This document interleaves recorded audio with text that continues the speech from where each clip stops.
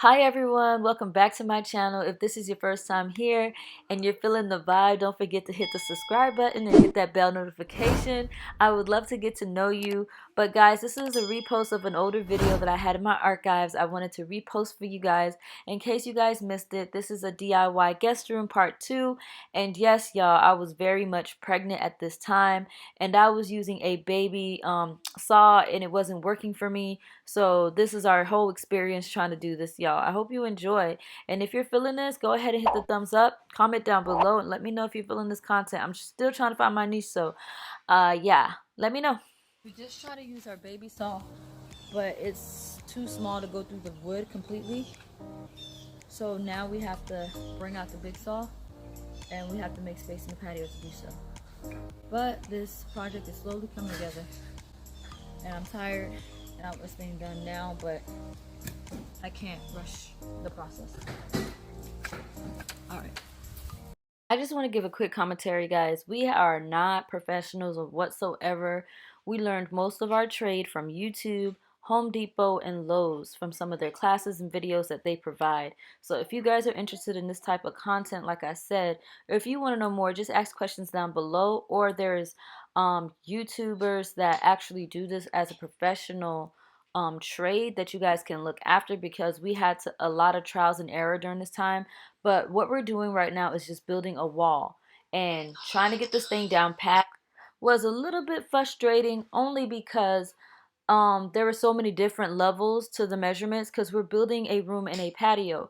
The floor is somewhat slanted for water, just in case there's water, the water could slant down. So it was a lot of things that was causing situations to be a tad bit complicated. But if you just measure and measure twice, cut once, you'll be all right.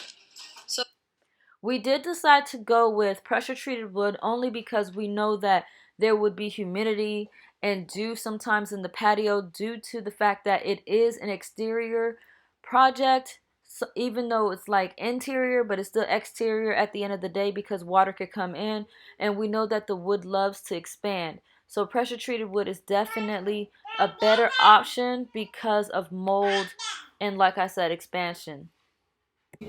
uh, Seal it to make sure no bugs get in there. You do all that good stuff. Oh, no, we have to scoot it in just a little bit so there's room for the drywall or the wood.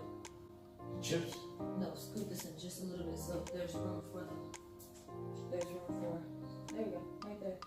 So there's room for the wall, the wood. Oh yeah. The piece of wood. There we go. The plywood. Yeah, right there. Okay, that's it. It's good. It's already in.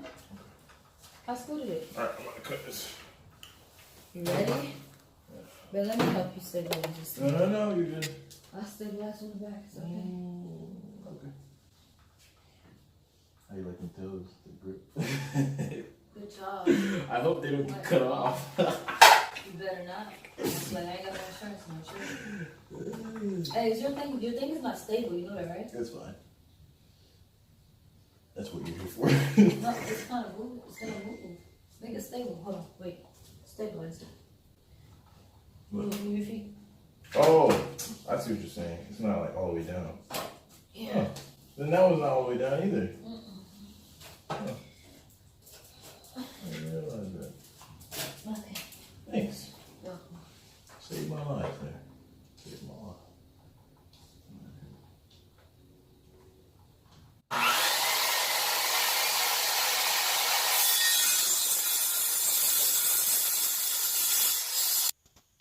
Alright guys, so please do not try this at home. I do not want to be held responsible for your toes getting cut off or any ligaments. So as you can tell, if you're ever working in one of these woodworking areas, you must always have the proper shoes on and the proper materials like clamps and stuff like that. My little cousin just wanted to use his feet after I specifically told him put on some shoes. He was like, no, I'm just going to use my feet. And I also helped in the back by holding the wood. We were just trying to hurry up and get it done and beat the sunlight and get the frame done that day. And you guys don't worry about me lifting wood or whatever. My doctor said I was okay. I can do little things as long as I'm bending down properly, which I found out later that I wasn't, but I learned how to bend down while I'm being pregnant, which is symmetrical to my legs and my arms. Do not do any big twists, just keep it simple. And that's what I did. So we're basically just making sure everything fits from the top to the bottom, and it did eventually. So we were super excited about that. Yay.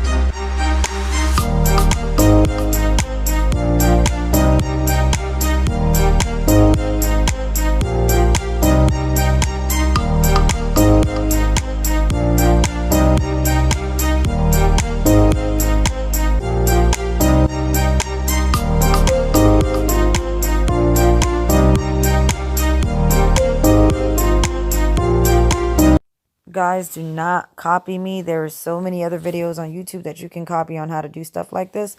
But him screwing that nail in so close to his foot had me freaking out. Everybody thinks I'm super neurotic after being pregnant for so long. They just think I'd be freaking out. But look how close it was to his foot, though. Seriously, if something would have happened, I wouldn't know like how to deal. But thank God everything ended up being okay. Yeah. And we had to screw that in a couple times too just to get it right. It was just super scary watching that happen so close to his foot without, proper protection. And this is his first time ever doing this, so,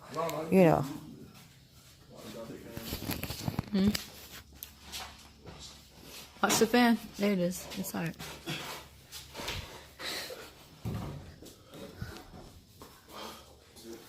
Is it heavy? It is heavy. Ah, that's so crazy. This is amazing.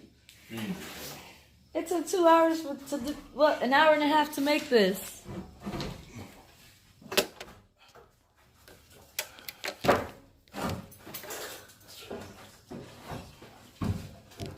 Let me find the soft tip hammer. Yay, my husband came home from work and he came and helped us. And that's when we realized that the shimmies that we added at the very bottom made the frame too high, so we had to take it down and fix it. But that was another 20 minutes. But here's the next day. I was so excited. I was like, let me get started on this wall. So I went and got some exterior primer. Did I get it? Yeah, I went and got exterior primer, Kills exterior primer for the walls. Exterior primer, yeah, because this is still the patio. So I was like, it was, exterior latex paint. So I went and got it. I tried to use the paint sprayer that I bought from a yard sale up the street from this old man. You guys got to be careful for these older people. Just because they're older, that does not mean that they are more innocent or more truth-telling or whatever, because they can all be con artists anywhere you go, especially those old, to see nicer what's going faces. on. I took it out. I pressed it. I tried to... Let me see if I...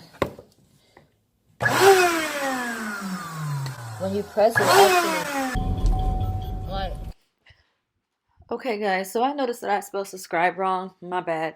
But I really wanted to elaborate as to what was going on in this video. At this point, I realized that I got a little bit annoyed from the toxic fumes from the primer paint. So if you guys are planning on doing this, know that exterior primer paint is very strong, and it's stronger than your regular water-based primer. So the fumes were a little too strong for me, and I forgot to open up the window. So next time I know to definitely open up windows and let the air come out so I don't get sick from all that smell of the primer.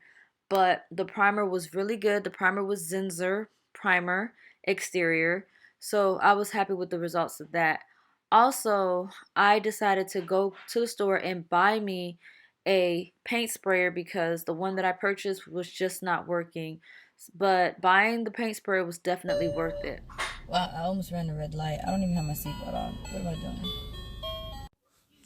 Hey guys, thank God I got my cousin. He came through. Right now he's just helping me finish priming the walls. Those are the plywoods that's going on the two walls. We had to protect it from the weather just in case, because you know the patio is part indoor outdoor, and we're gonna finish painting the walls.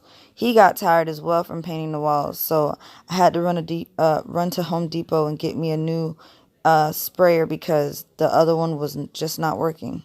But thank God for him. Shout out to Ben.